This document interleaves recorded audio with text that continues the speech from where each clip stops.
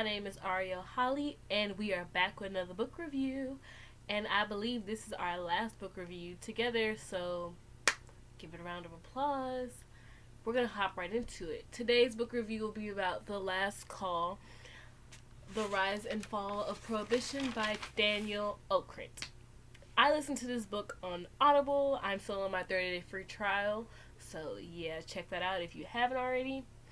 And usually I show you guys a picture on my phone, but my phone is dead. So I'll probably just add a picture here, there, somewhere around, you know. So let's get right into it. This book is about basically, like the title says, the rise and fall of prohibition and how it affected the people, of the states, really. And yeah, that's pretty much a summary in all its entirety. The book goes way into more detail about it. It tells you how they went about passing the amendment, how people react to the amendment, and like how monopolies became about because of the amendment. So yeah.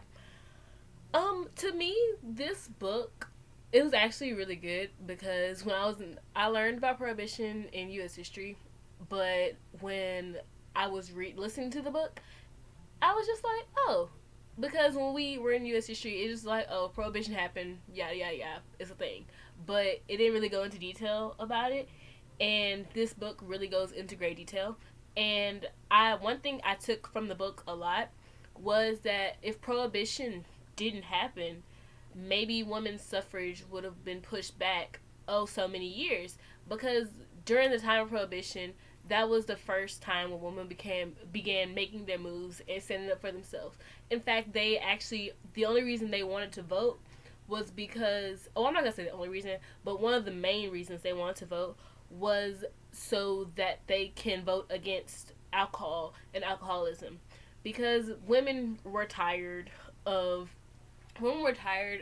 their husbands or significant others coming home and like beating them or beating the children or harming them or the family or the household because of being drunk. So they got tired and they were just like, you know what? We're going to make a move.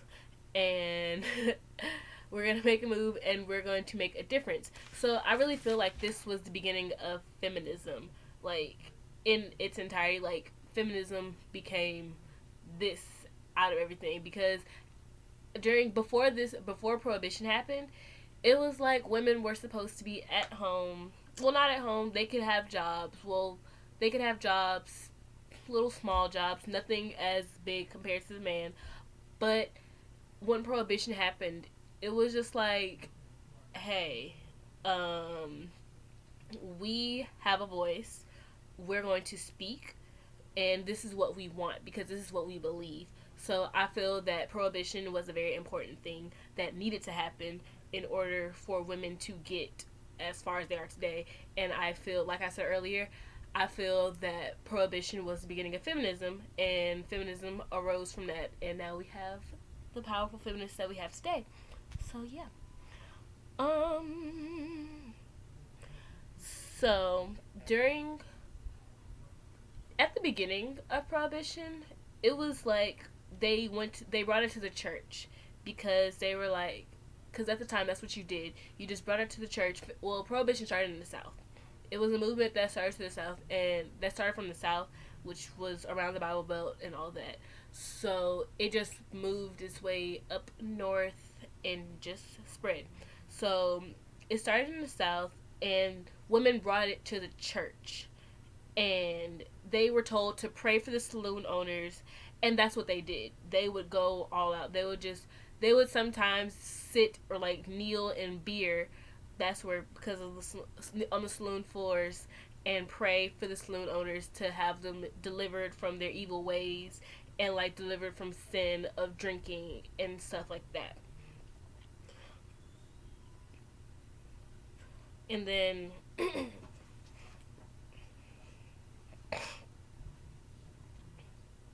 okay, I'm sorry, look at my notes. So yeah, they made this a thing. Women made, even though there were men supporting the temperance movement and prohibition, women made it a thing because women were the ones being deeply affected by it the most, so they were the ones who pushed it the most, and they were like, okay, I don't like this for my family. Women began to speak up, and you have the first person to speak up was Eliza Thompson. She was a leader of Prohibition, and this is really funny because I never learned about Eliza Thompson. Listening to this book was the first time I had heard of her name.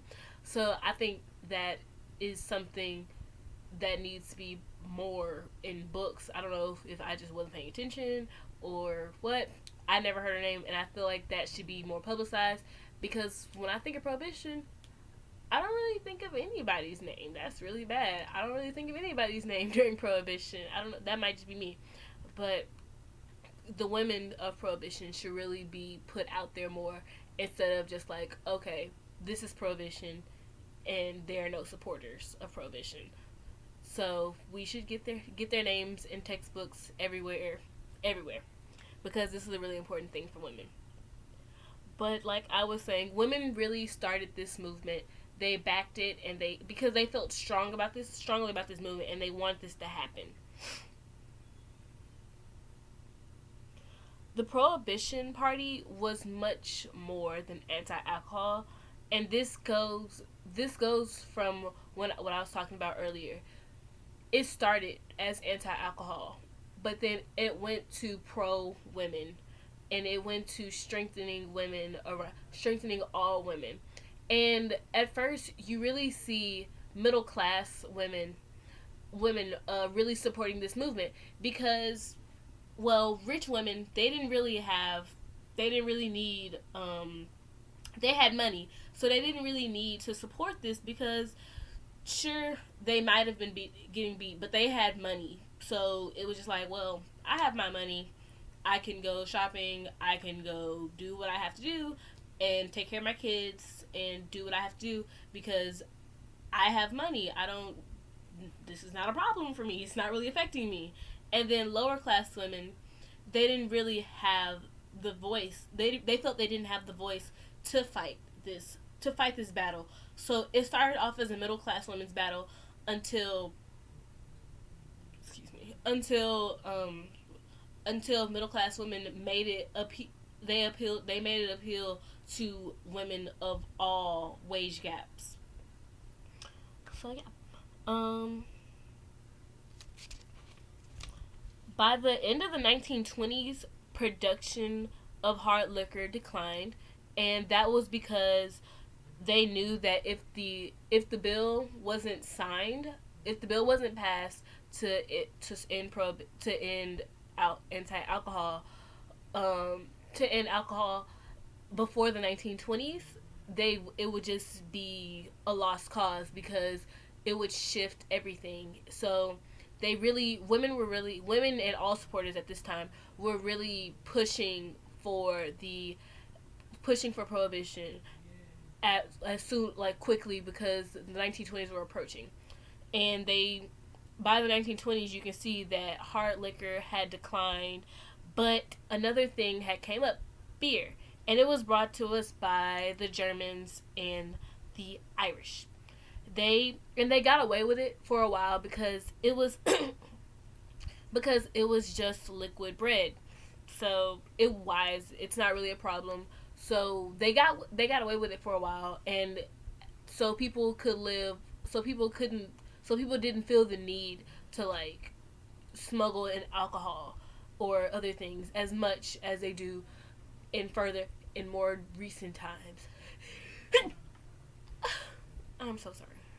But excuse me. So yeah.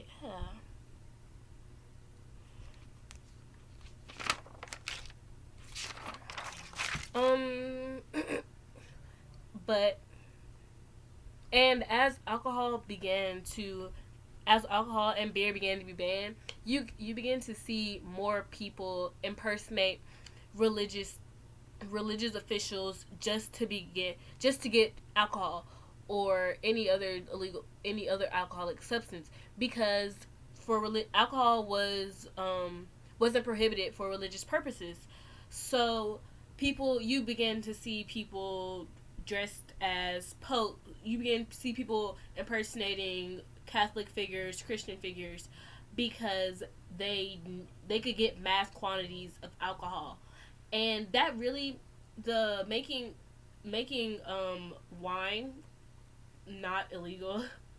Making wine not illegal for religious purposes, that really began to create a monopoly for the wine companies because they were the only ones who could sell alcohol with a free pass because they were the ones who sold it. Wine was for religious purposes, so they were the only ones who were selling it legally and didn't have to worry about getting like getting reported. So it created a monopoly for wine companies, and at the time, that that might have been pretty good because they were the only people who could legally do it. So they took advantage of it. But then you began to see illegal groups like the mafia come in and take part of that monopoly and start illegally smuggling in alcohol to different companies, and then you see the rise of saloons, underground bars, and that was really a problem because prohibition, it really at first it began to work, but then once you make something illegal, it'll work for a little bit, but then people will want it more and more and more. People wanted more and more and more. So it really just drove people to smuggle it in more. Because when they had beer, it wasn't a problem. They were like, okay, well, it's not alcohol, but it's beer and it gets the job done. So we have this. But once they made beer illegal, they were like, well, I need something. So they began to smuggle in more alcohol. They began to smuggle in more alcoholic beverages from overseas. And yeah. You have malt syrup. That became the way to make that became the legal way to make beer, and no one really questioned it at first because until they heard the slogan, it's just like the real thing. And people began to question, well, if it's just like the real thing, why was the real thing ever made? So I don't think it ever became illegal, but it began to be questioned a lot from the dry states. The dry states were the states who wanted prohibition and who were for prohibition. They were mostly the southern states. That's where it started, and then you have the wet states, which you see are in more of the cities. Because in the southern states, you begin to see more Christian and religious people. So prohibition did start as a religious thing, and at one point it felt like it was really a battle between wet states and dry states and who was right. So they began to say anything was a reason for the reason alcohol was good versus bad. Some wet states would say that alcohol increased productivity, but dry states would say, well, it increases psychosis and it increases arrest rates. But wet states would say, well, your birth rates are down in the dry states, so clearly there's a problem, and you don't drink alcohol, so alcohol is not the problem. So it really began to be a fight for who wanted what. And I think that is all. So, thank you. I hope you enjoyed, and thank you so much.